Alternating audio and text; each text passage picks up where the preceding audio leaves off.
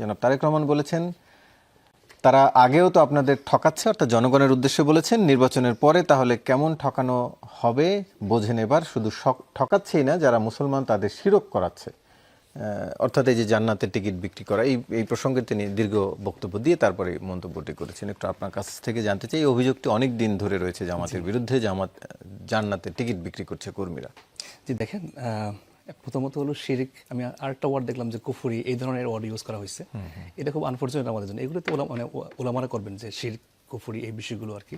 এটা আসলে রাজনীতিবিদদের কাছ থেকে, বিশেষ কোনার জায়গা থেকে এটা খুব ভালো দেখায় না। মানে বলতে পারবেন না রাজনীতিবিদ বলতে পারবেন এরকম শিরিক হচ্ছে কি হচ্ছে না, এটা তো মানে আমাদের আলেমরা আছেন, আমাদের শরীয়ত এক্সপার্টরা আছেন, ওনারা কথা বলবেন আর কি। নাম্বার 2 হলো যে আমি এখানে একটু সাপ্লিমেন্ট জানতে চাই, মানে এইটা কি ইসলাম সিদ্ধ কিনা যে শিরক হলেও আলেম ওলামারা ছাড়া আর কেউ বলতে পারবে না? এটা শিরক হচ্ছে কিনা এটা তো মানে উনি আলেম ওলামারা বলতে পারবে। আমাদের একজন আজকে ঢাকা সম্ভবত আমাদের 12 আসনের এমপি প্রার্থী সাইফুল আলম খান, উনি বলেছেন যে বিদেশ ফেরত মুফতি এসেছেন আর কি। তো আমার কাছে মনে হয় এটা না হলে ভালো হতো। এটা ওলামাদের মানে ওলামারা হচ্ছে যে ওলামাদের কি একমাত্র স্বীকৃতি দেওয়া হয়েছে যে ওনারাই বলতে পারবেন, আর শরীয়ত এক্সপার্ট যারা, তাদেরকে এটা কমেন্টস করতে হবে আর কি, তাই না? এই যে আমাদের সায়ন্ত ভাই আছেন ডাক্তার, আমি তো চিকিৎসা করলে হবে না, তাই না? সায়ন্ত ভাই করতে হবে। আচ্ছা, এরপরে আসি যে জান্নাতের টিকিট। ডাক্তার আর ইসলাম সম্পর্কে তো সকল মুসলমানই কম বেশি জানে, জানলেও বলতে পারবে না, জানা উচিত, কিন্তু শিরিক হচ্ছে কিনা, কোনটা শিরিক কোনটা শিরিক না। আচ্ছা, এর আগে আসি যে আপনি যেটা বলছেন জান্নাতের টিকিট। দেখেন, আমি 2 মাস, আমি আগেও বলেছি 2 মাস আমি এমপি প্রার্থী হিসেবে ক্যাম্পেইন করেছি গাজীপুর 6 আর কি। তো সেখানে আমি তো কখনো আমার সামনে কেউ কখনো জান্নাতের টিকিট দিচ্ছি নিচ্ছি এগুলো তো মানে আমরা মানে কখনো কেউই বলেনি। এগুলো আমি জানি না এগুলোর মানে সোর্স কি, উনি কীভাবে বলছেন, কোত্থেকে বলছেন। আর জামাতে তো জান্নাতের টিকিট দেওয়ার দায়িত্ব জামাতের না, তাই না? সামাজিক যোগাযোগ মাধ্যমে আসলে এই ভিডিওগুলো নোয়াখালী সব বিভিন্ন জায়গায় বিচ্ছিন্ন ঘটনা, 2-1টা বিচ্ছিন্ন ঘটনা হয়তো হয়েছে, কিন্তু আমার মনে হয় আমি পলিটিক্যাল কমিউনিকেশন পড়াই, তো সেই জায়গা থেকে যদি এটা আমাদের অফিসিয়াল বক্তব্য হতো তখন এইভাবে বলতে পারতেন, তাই না? এগুলো বিচ্ছিন্ন বিক্ষিপ্ত ঘটনা 2-1টা বাংলাদেশে যেটা হয় আর কি।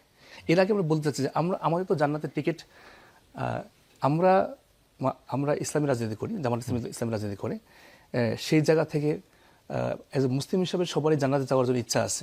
আমরা সেই জায়গা থেকে আমরা সবাই কাজ করি, জামাত সেভাবে কাজ করে। হ্যাঁ, যেটা আমাদের কিছুক্ষণ আগেও কথা আসছে যে এই যে জান্নাতের টিকিট বা আপনার এই যে কার্ড, তাই না, হেলথ কার্ড বা মানে কি বলে এটাকে, ফ্যামিলি কার্ড, এর কথা আসছে। সেইখানে আমরা আমাদের মূল ফোকাসটা হচ্ছে কর্মসংস্থান। আমরা কর্মসংস্থান করতে চাই।